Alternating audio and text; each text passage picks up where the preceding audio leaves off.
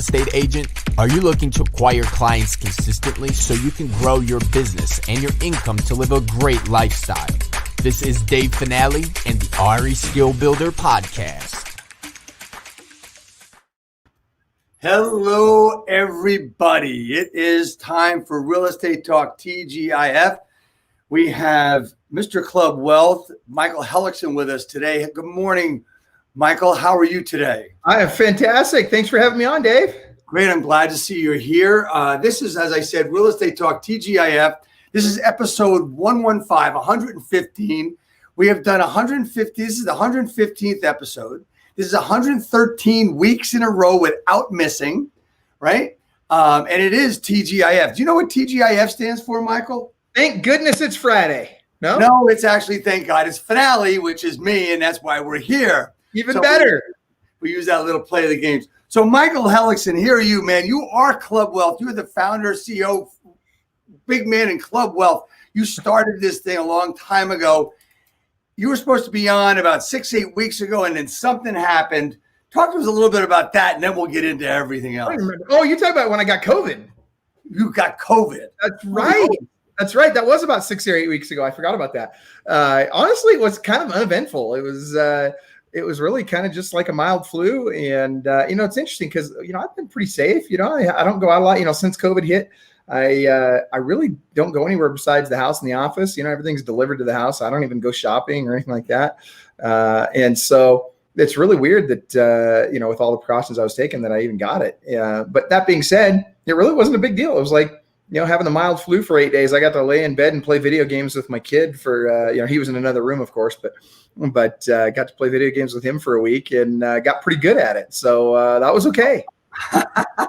It's one thing I have really never done. And my kids never really got into either, which is really odd. But anyway, I digress. So here we are, Michael Hellickson from Club Wealth.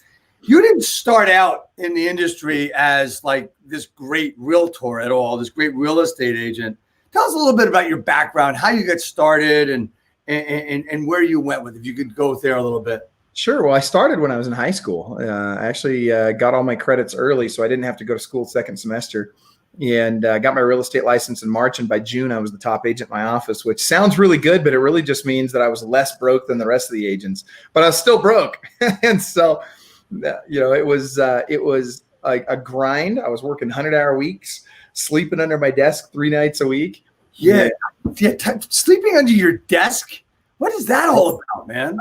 No joke. I mean, I lived a half hour from the office at the time, and I needed to get work done. I was serious about my career, and especially when my parents started telling me, and look, our parents love us, and they're right. Very well-meaning. They wanted the best for us, but when they see you working that hard and they see you being broke, they figure, well, that career is probably not for you, and I tell you, I didn't want my parents to be right. They were telling me to get a job at McDonald's because I'd probably make more per hour, which was frankly probably true.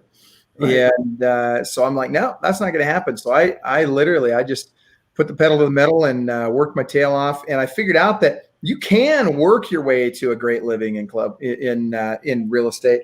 But what I also figured out after I hired my first coach, 2 years later, so I served a mission for the church for 2 years, came back.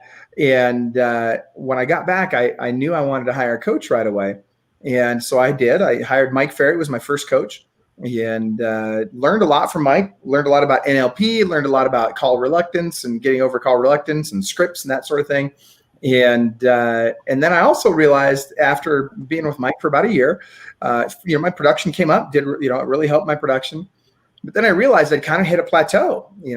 There's only so many cold calls you can make in a day. Right.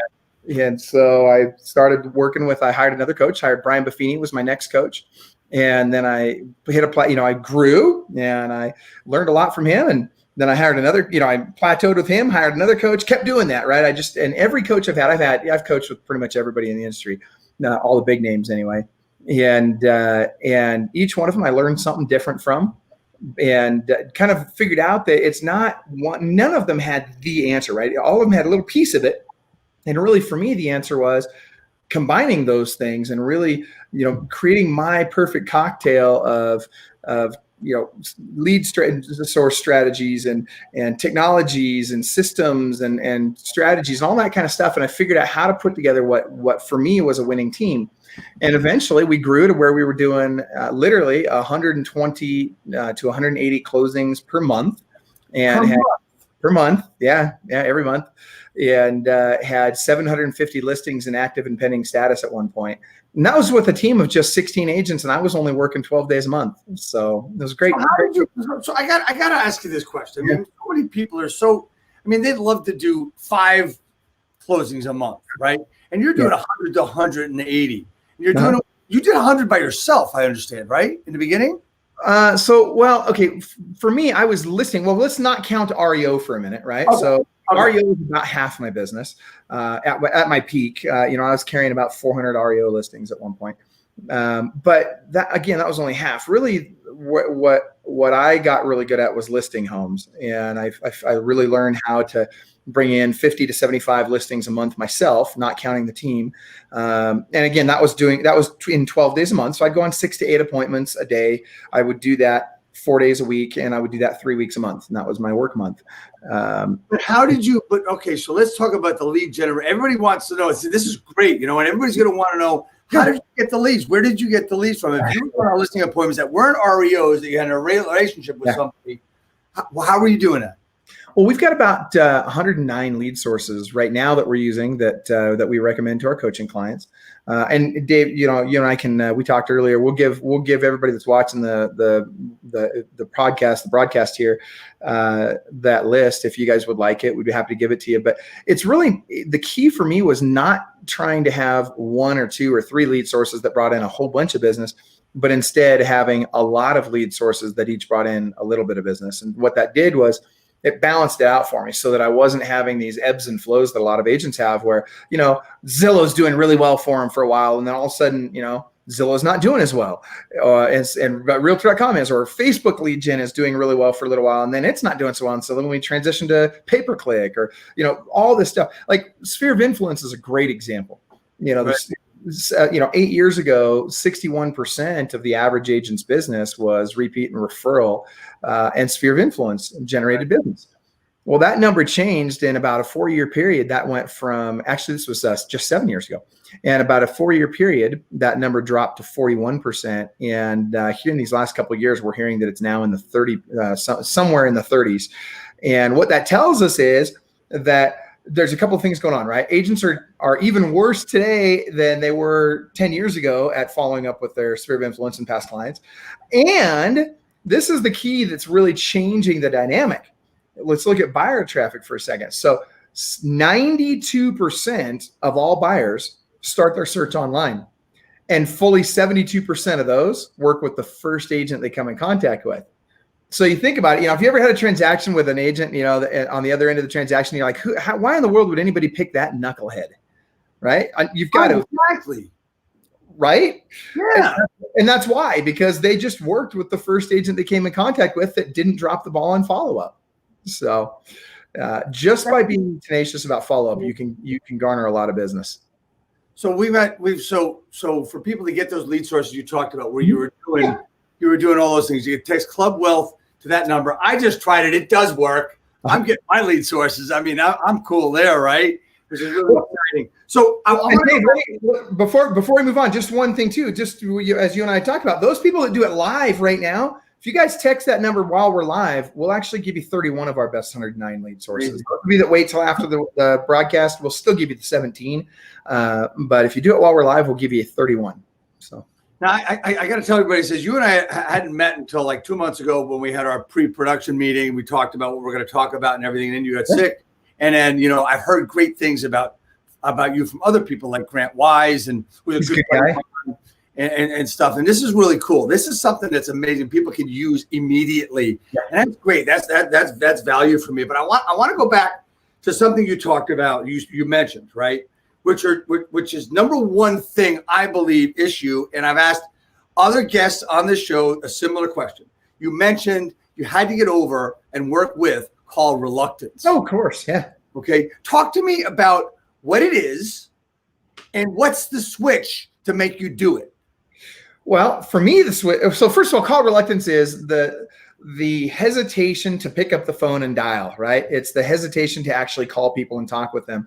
And agents fear that. A lot of agents fear that. And here's the reality. This is a contact sport. Real estate is a contact sport. Now, I'm not a person that's going to tell you that you've got to make cold calls and FSBOs and expired calls and all that stuff the rest of your career, or even in the beginning necessarily. I will tell you this, however.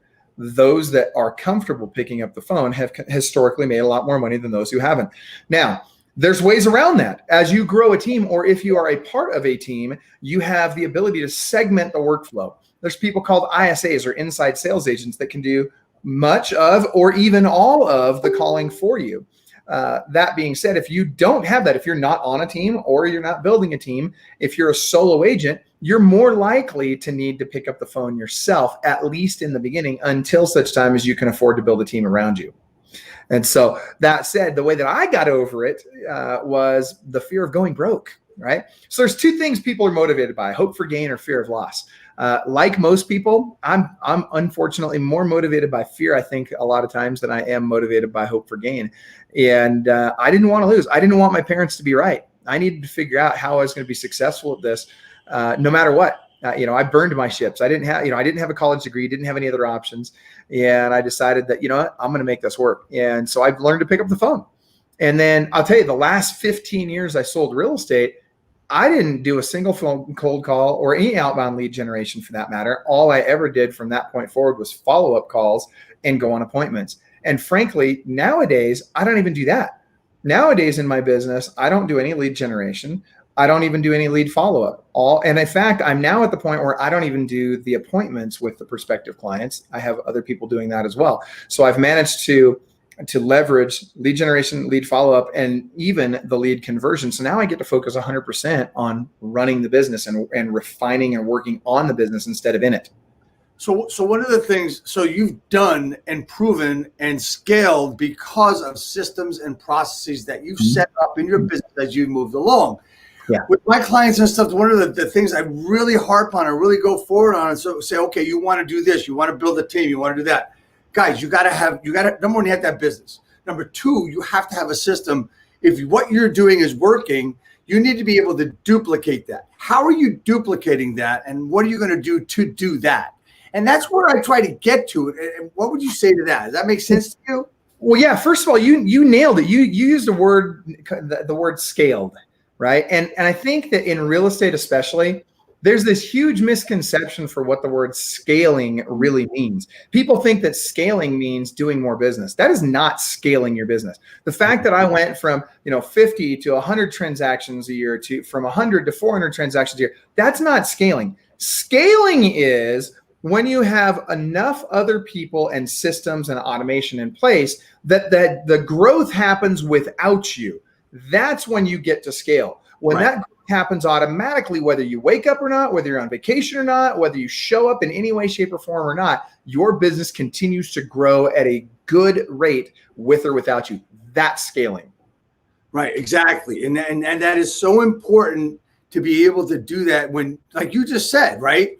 So your business grows and you don't even have to be there. Yes, you're working on how it is, and you're doing the upper stuff where making sure that everybody's doing their job. And then the other important thing is, I do know that most teams do not make money, right? And they don't make money because they're just willy-nilly spending money on leads rather than using the systems and processes that got them to their success first. They forgot where they came from, so to speak. Would you agree with that? In part, yes.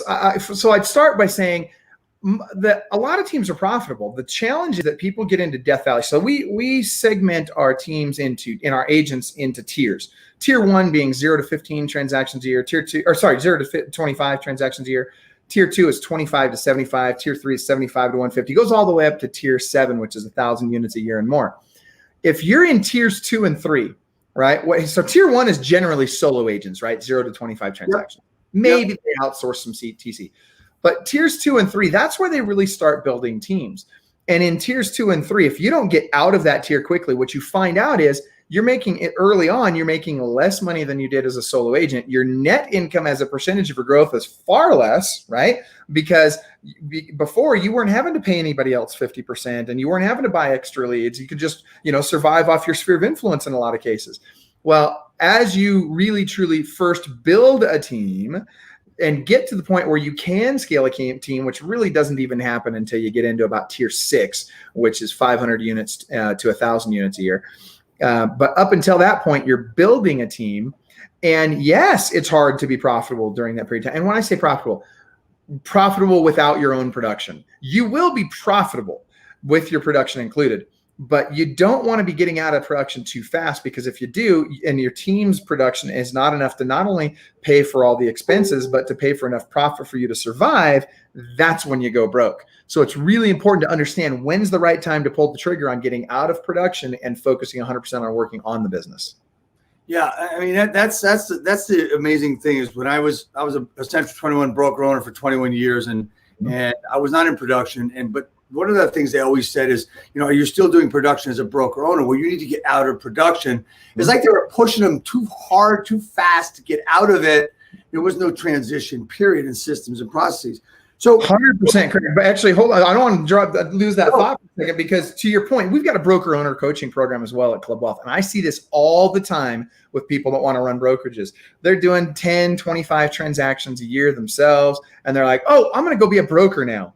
Listen, that is not the way to go. Okay. Being a broker is a great way to go broke. That's why they call them brokers. Right? They're broker than the agents, right? Okay. Now, that being said, we have some ridiculously successful broker owners, and we very consistently take our broker owners and have them growing, by 100 to 200 agents per year. And that's fantastic. Let me tell you this, though. It's easiest to build your business using teams. So if you build a team first, that will provide you with the revenue needed to really grow your brokerage. So it's usually best, not always, but it's usually best to build your team first, then add on the brokerage following that, depending on what model you're in. And there's lots of different models out there. And let me tell you this, the model doesn't matter. Okay. There's a million models that you can be very successful at. That's right. You matter. That's what matters. That's right. I agree with that 100%. I mean, Coldwell Banker is going to do a transaction the same way that RE/MAX is going to do it, the same way that Kelly's going to do it, the same way that EXP is going to do it. That's right. The same way. I mean, you're going to get to the same place. You're going to get the check the same way, right? That's right. So I want to rewind. I want to go to something for that. We talked about call reluctance, right? We talked about that. I've seen it with so many agents. I mean, we talk about the old 80-20 rule, right? And I've seen it with so many agents where they know what to do. They get motivated and they don't do anything. And they just like, well, I came home, I took a nap, I got up. Is it motivation, Michael? Is it not knowing what to do? Is it fear of losing? Is it fear of rejection? Is it fear of success? What is it? What's the switch, Michael? Tell me, help me out. Help everybody out. Well, first of all, they don't understand their why, and their why isn't powerful enough to begin with, right? So if they think they understand their why, it's not powerful enough. So that's the starting point. I've got to have such a compelling reason why that I will do whatever it takes to be successful. Think about a mouse, right? If a mouse is starving to death and it smells something on the other side of the wall, what will it smell on the other side of the wall that it will be so tenacious about that it will literally chew through that wall to get to? Cheese, right? When you want that cheese like that mouse does, or even better yet, I believe it was Aristotle, took a student, somebody said, went up to Aristotle and said, I want you to teach me. I want to learn from you. And so he says, follow me down to the river. He takes him down to the river and he holds his head under the water. He says, get a drink in the water, right? The guy leans over to get a drink and Aristotle pushes his head under the water, holds his head under the water until the guy can't breathe. And he's struggling. He's thrashing around trying to get out.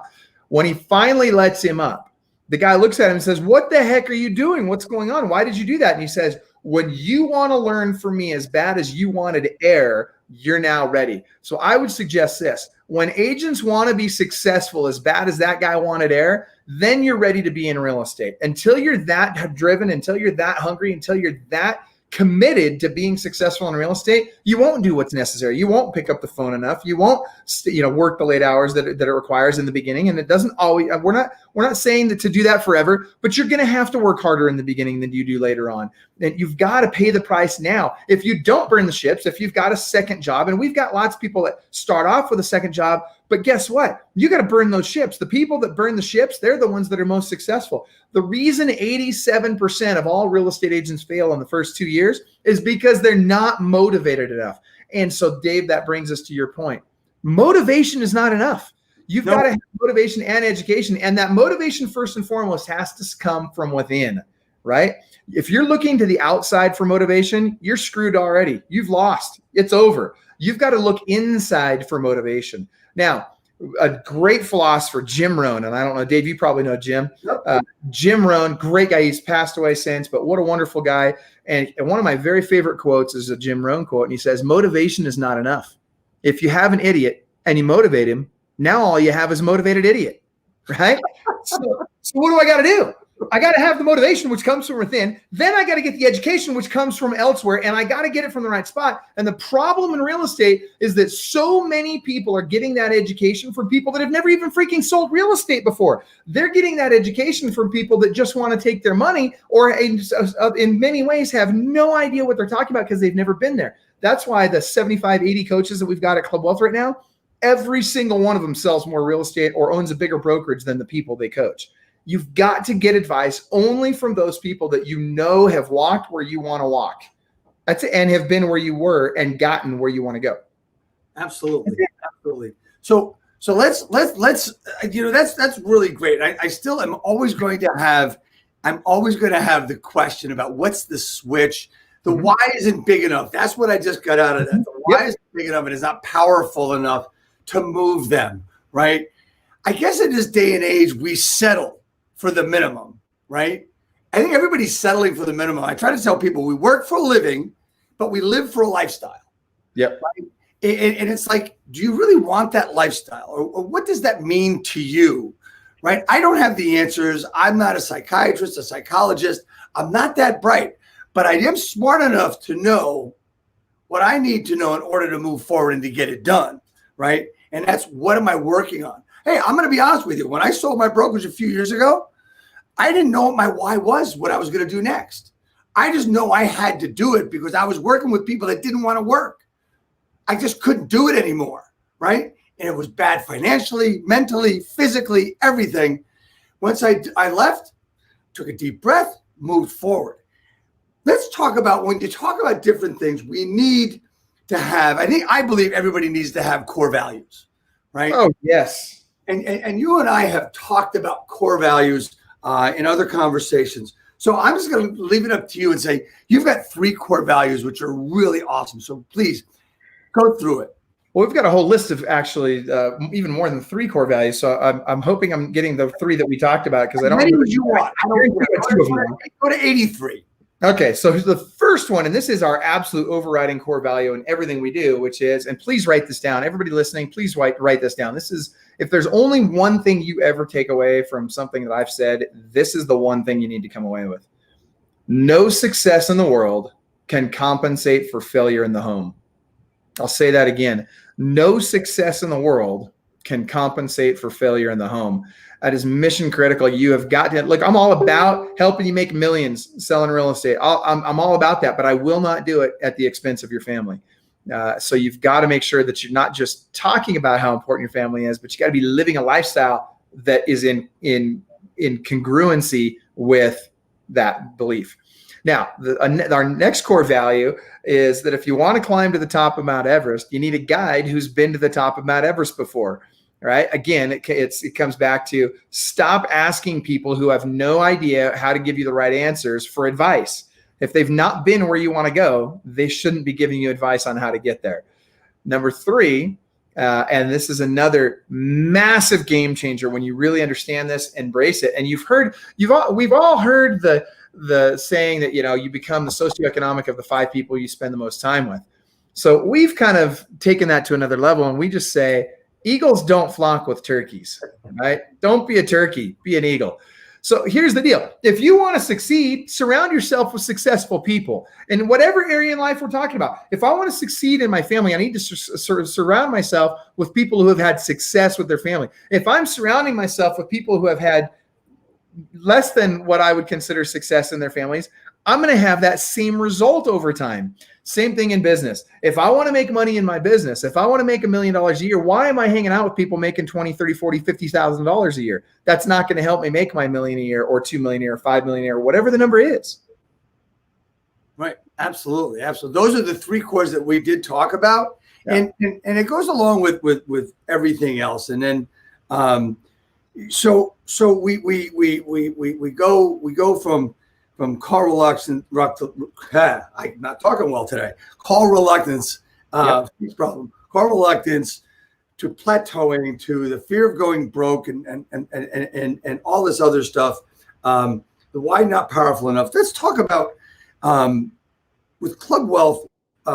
We have core beliefs, and there are family, business, and few others. So talk about the 5 areas. We talked about several areas of your life that you need to grow in and bring people together.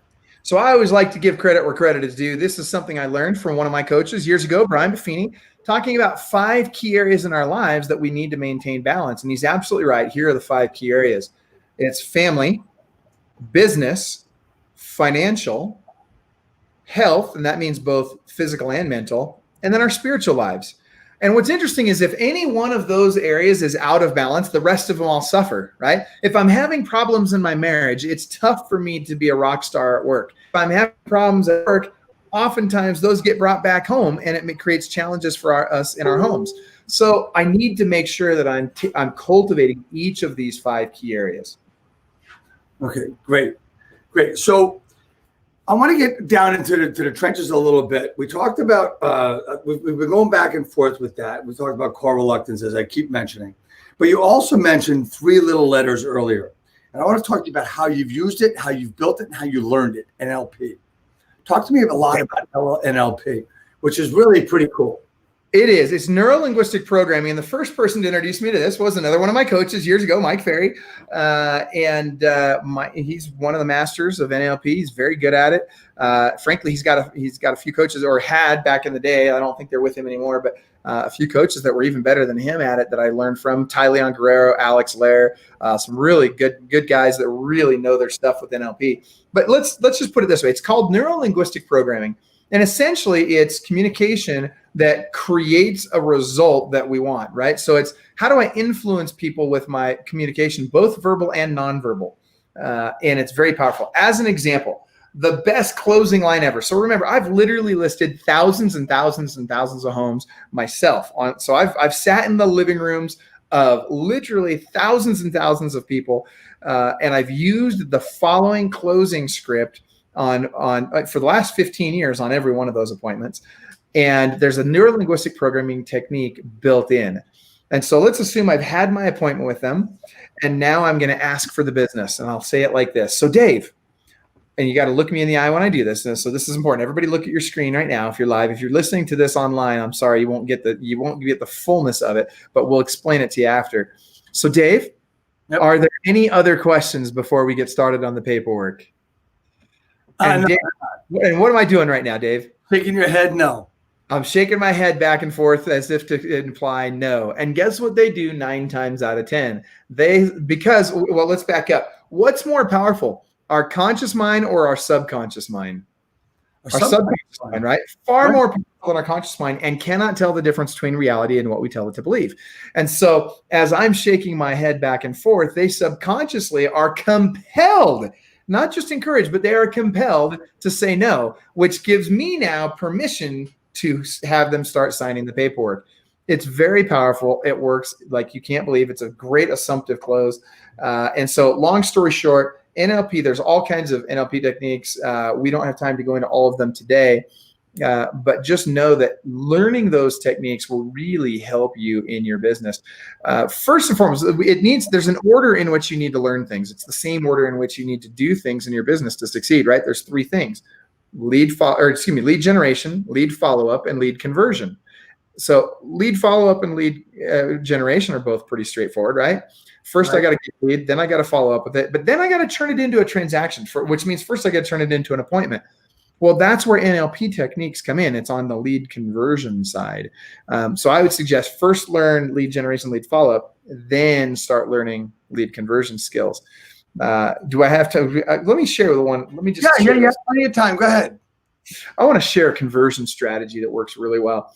And I always say people freak out when I say this. So please don't go, telling all your friends that I'm some, crazy person, but well, maybe you can, I don't know, but we both are, so it doesn't matter. Exactly. Right. I'll share this. Drug dealers are better at lead conversion than most real estate agents. Right. And these are arguably the dumbest people on the planet. I mean, here you have someone who is taking a product that makes them stupid to begin with, makes them do stupid things, could potentially kill them. Oh, and by the way, then they're going to sell that product to their clients, which this product can potentially kill their clients. And oh, by the way, it can get the seller and the buyer thrown in jail every time. Like, it's just the dumbest thing in the world. And I've never done drugs, but it just cracks me up. But why are they so good at conversion? What do they know that real estate agents don't know? What do they do that real estate agents don't do? Well, watch this. Most real estate agents ask a question. They want to make sure before they show you a house, they want to get you pre-approved or pre-qualified, right, Dave? Right. That is the dumbest thing you can do. That we call sales prevention 101, right? Like, it's just dumb. So drug dealers, what do? They say, hey man, first one's free, then you got to pay, right? They give you a little taste. They give it to you for free. You get hooked. And now guess what? Now they got you. Now you got to pay for their product. Well, what is your product? Ask yourselves, what is your product? Dave, what do you think a real estate agent's product is? It's me.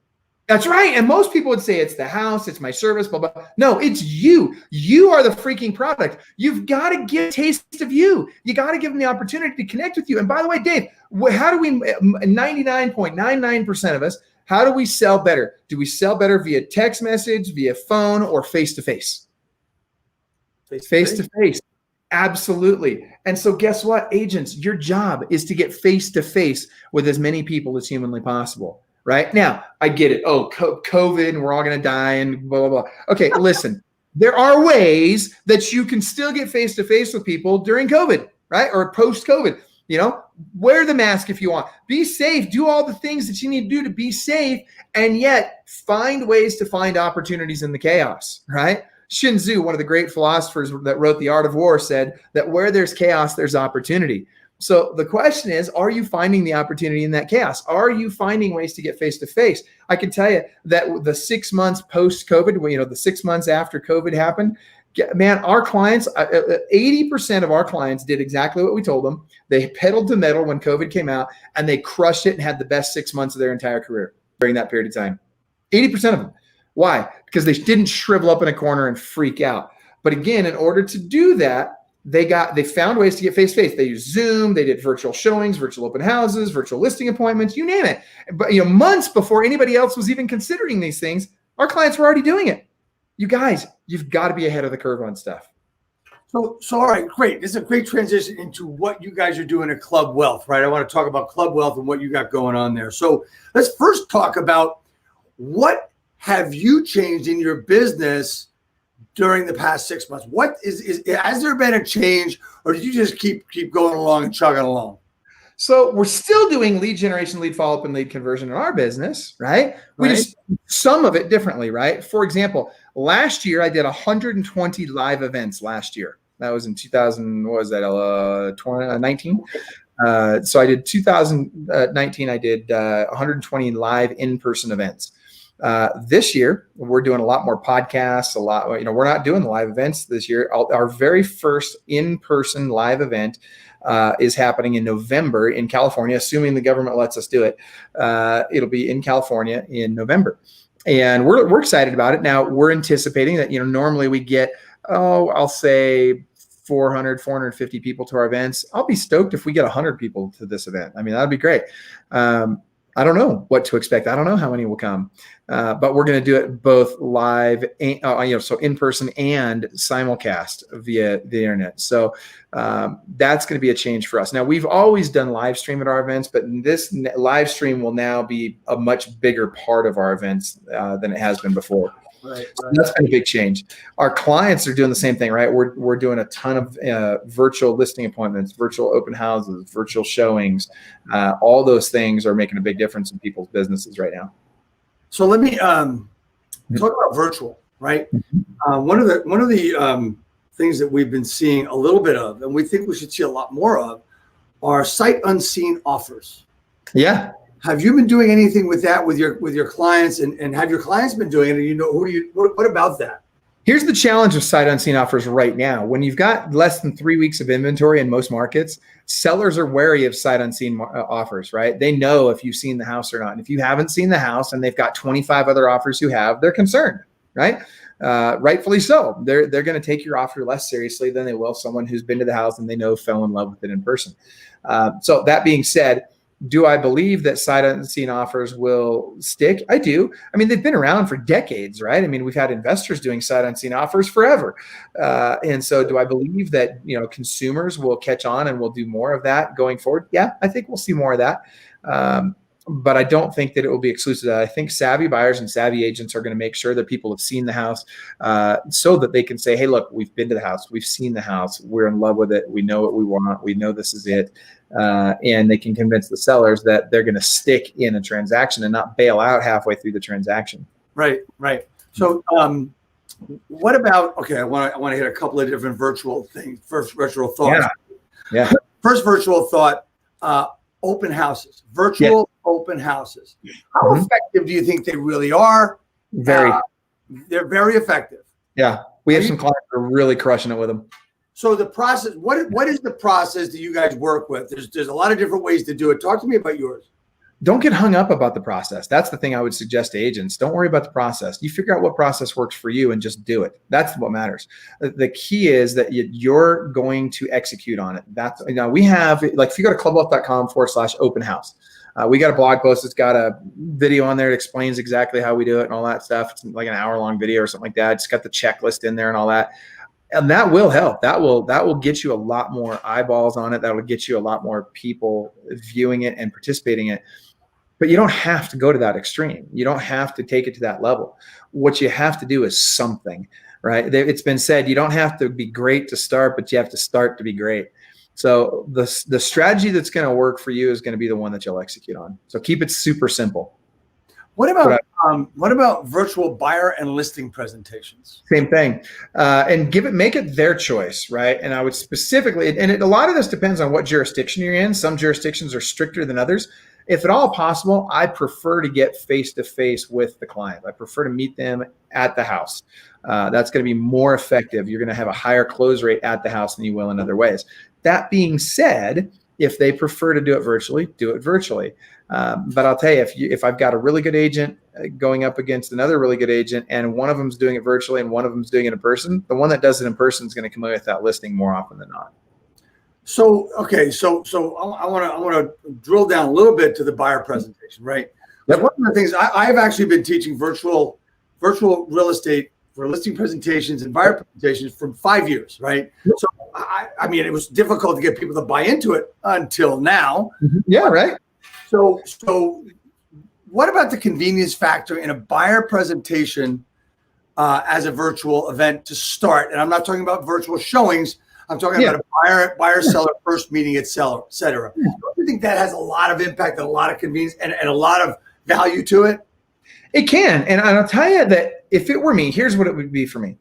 Ideally, I want to meet them face-to-face in person until such time as I have so many appointments that it's logistically challenging for me to do so. And if I've got my system set up right, let's say I've got ISAs on my team and they're setting appointments for me, I would love to have a buyer agent that's literally just got ISAs setting appointment after appointment after appointment after appointment for them for a virtual buyer presentation. They execute the virtual buyer presentation, and then the buyers go out with a showing agent, not the buyer agent, but with a showing agent whose sole and complete job is to open up houses for them. And then when they're ready to make an offer, then the buyer agent gets back involved, writes the offer, negotiates the offer, and then hands it off to a transaction coordinator when the offer is signed around. All right, cool. So the virtualness, which is my word, by the way, virtualness, is going to be around for a long time. Now, moving forward, post-pandemic, right? Now we probably are seeing more like 80-20, 70-30 as far as virtual to in-person presentations, kind of, sort of, and meetings. Where do you believe that that's going to go to in the next few months as we hopefully come out of all of this? Well, I don't, without speaking specifically to timeline, because I don't know when we're coming out of it. We can't. Yeah, I don't have a crystal ball. I can tell you people are sick of virtual. We're starting to already see that we use the term nerf, right? To make it softer. When you nerf an event or you nerf whatever, it's not as effective. Well, virtual has been nerfed. It's getting nerfed right now. And the reason virtual is being nerfed right now is because people need to connect with people. The human beings need human connection. And that exists in best case face-to-face.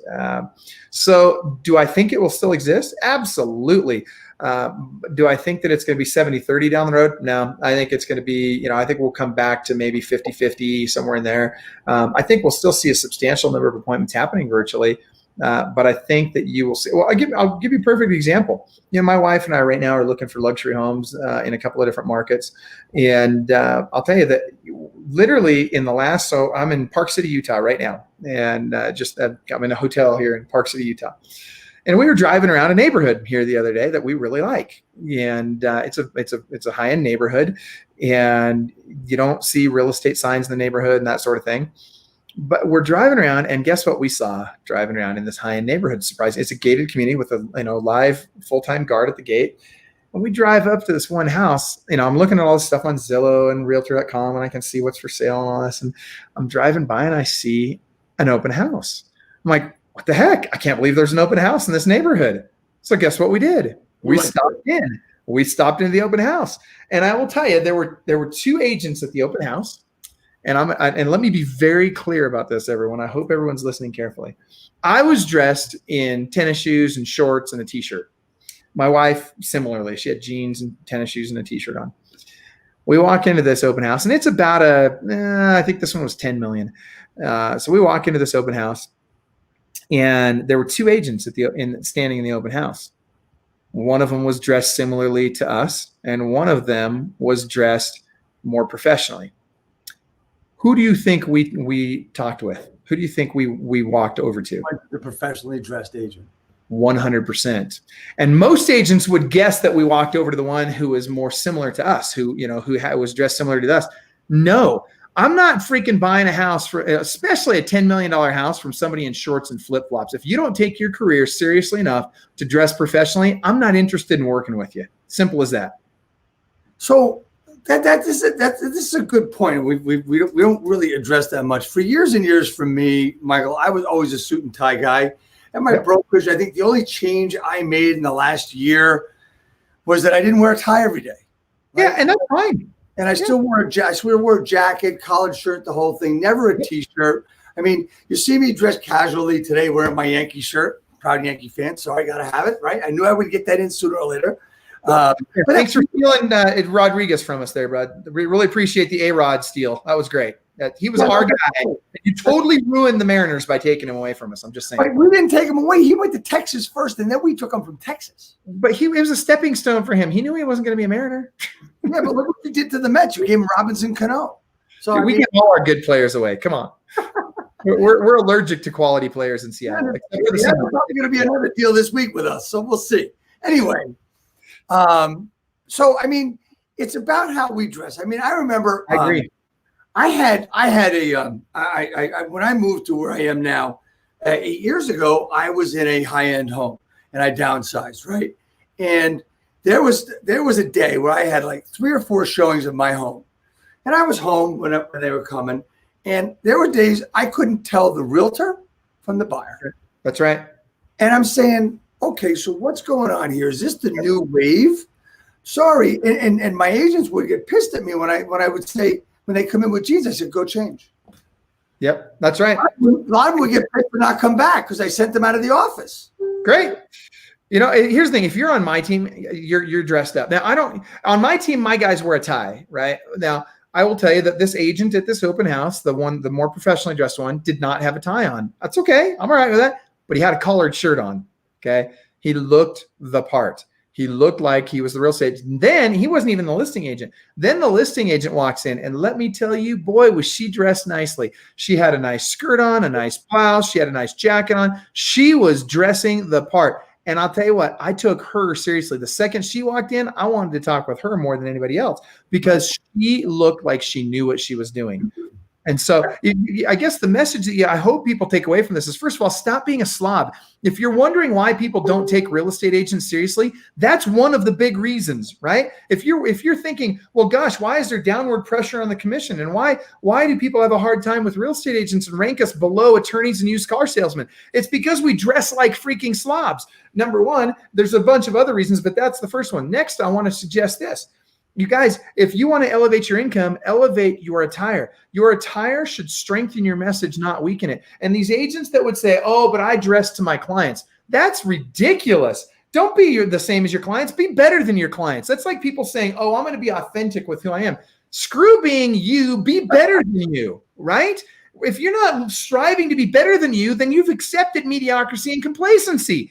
Freaking game over. Get out of this business. You're part of the problem. Absolutely. I mean, it's just beyond me when I see some of it. I got a few more questions, but I want to hit this one since it just dawned on me. What do you think is going to happen with this whole thing with the number of agents in our business? Like right now, there's over 1.4 million agents, and that's just with NAR, yep. Right? And yep. and what we've seen. Like I'm in New Jersey, and this is the first time that New Jersey has allowed online learning for your real estate sales license, pre-licensing, right? And your online testing. Florida's online testing now. Right? So my thought in the beginning was that we're going to lose a lot of agents. Absolutely. 100%.